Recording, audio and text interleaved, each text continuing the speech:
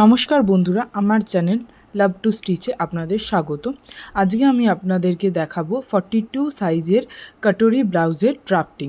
তো তার জন্যই আমি পুট নিয়ে নিচ্ছি, মানে শোল্ডার, যেটা শোল্ডার আছে সেটা থেকে 2 ইঞ্চি 2 সুত বাদ দিয়ে সেটাকে ভাগ করে নেব, মানে ভাগ করে নেব, দিয়ে যেটা আসবে সেটা শোল্ডার নিয়ে নেব। আর যেটা আমরা শোল্ডার নিচ্ছি সেটাই আমরা আর্মহোলের শেপ দাগ দিয়ে নেব। এরপর আমরা দেখুন লাইনটা টেনে নিয়েছি, আর তারপর লাইনটাকে সোজা করে নিচ্ছি, কারণ এখানে আমরা চেস্টের মাপ নেব। তো চেস্টের আমরা 4th পার্ট নেব, মানে এটা আমি 42 সাইজের বানাচ্ছি, তার জন্য চেস্টটাকে 42কে 4 দিয়ে ভাগ করলে 10.2 ইঞ্চি হয়, আর তার থেকে আমি 2 ইঞ্চি এক্সট্রা নিচ্ছি। আর এর পুরো ব্লাউজটার রেডি লেন্থ হচ্ছে 14 ইঞ্চি, সেটা থেকে 1 ইঞ্চি এক্সট্রা নিতে হবে, কারণ উপরে শোল্ডার জয়েন্ট এবং নিচে পটি বসানোর জন্য। তো দেখুন আমি মাপটা নিয়ে নিয়েছি 15 ইঞ্চিতে। এরপর আপনাদের যেরকম মাপ থাকবে সেরকম নিয়ে নেবেন।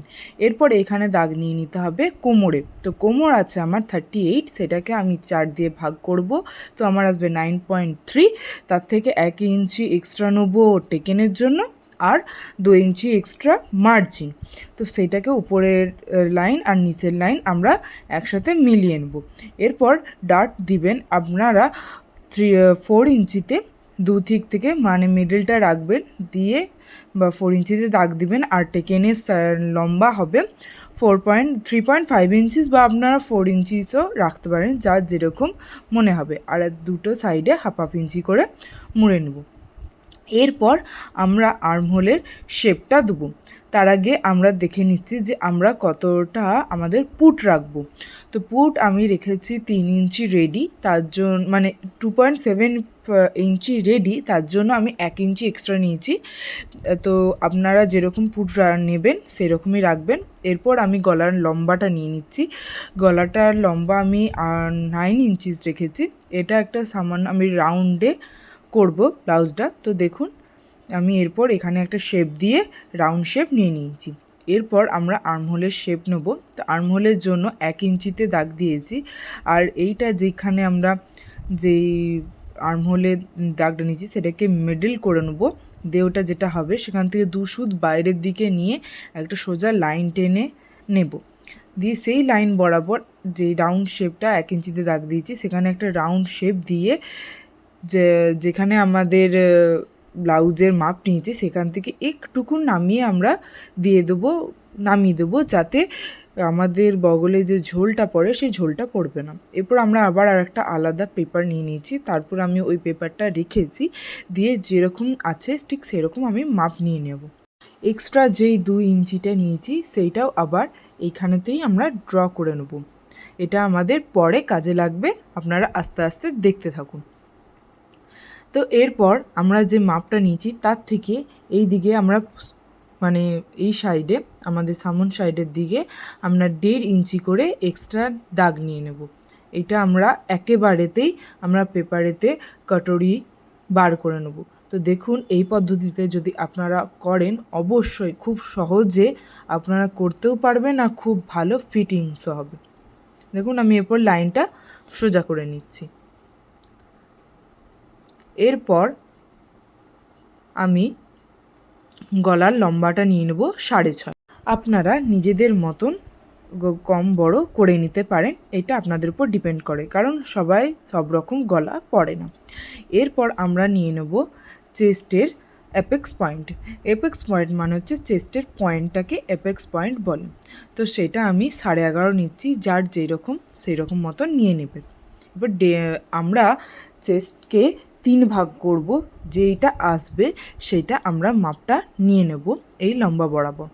দেখুন আমার 8 ইঞ্চি এসছে, তো আমি 8 ইঞ্চিতে দাগ নিয়ে নিচ্ছি, আর আর্মহোলের সাইড থেকে 3 ইঞ্চি ভিতরে একটা দাগ নিয়ে নিচ্ছি। এরপর আমরা যেখানে দাগটা নিলাম ওইখান থেকে 1.5 ইঞ্চি উপরে একটা দাগ নিয়ে নেব। আর এই যে 8 ইঞ্চিতে দাগ দিয়েছি সেইটাকে আমরা 2 ভাগ করে নেব।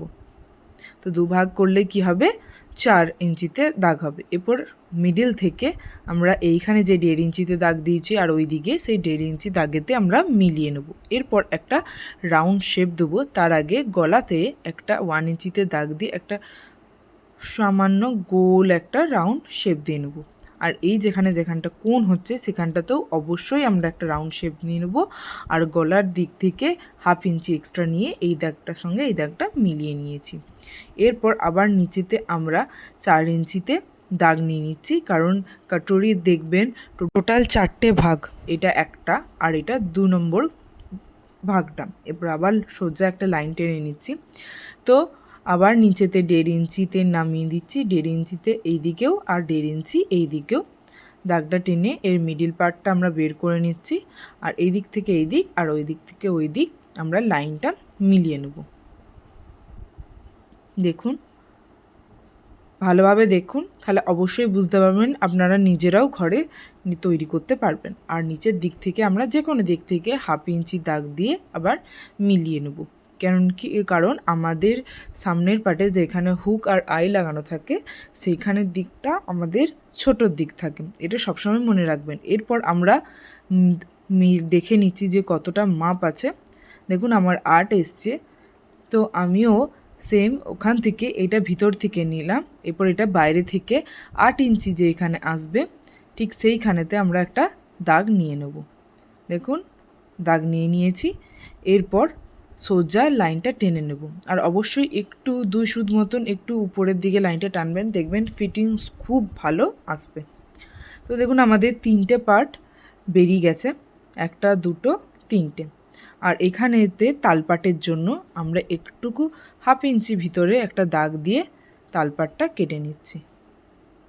এটাতে দেখবেন আরও ভালো ফিটিংস হয়, বগলের কাজটা কুঁচকুচ হয়ে থাকে না।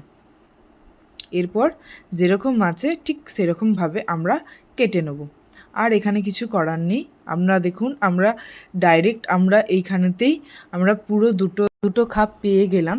তো যদি ভিডিওটি ভালো লাগে তাহলে অবশ্যই লাইক, শেয়ার অ্যান্ড সাবস্ক্রাইব করে পাশে থাকা বেল আইকনটা প্রেস করে দিবেন, যাতে নতুন ভিডিও আপনারা পেতে থাকেন। আর যদি আপনাদের অন্যরকম ভিডিও দেখতে ইচ্ছে করে, মানে যে কোনো কাটিং ভিডিও, তাহলে অবশ্যই আপনারা কমেন্টের মাধ্যমে আমাকে জানাবেন। আমি আপনাদের সেই রকমই ভিডিও দেখানোর চেষ্টা করব। তো যেরকম আছে আমি ঠিক সেই রকমভাবেই কেটে নিচ্ছি।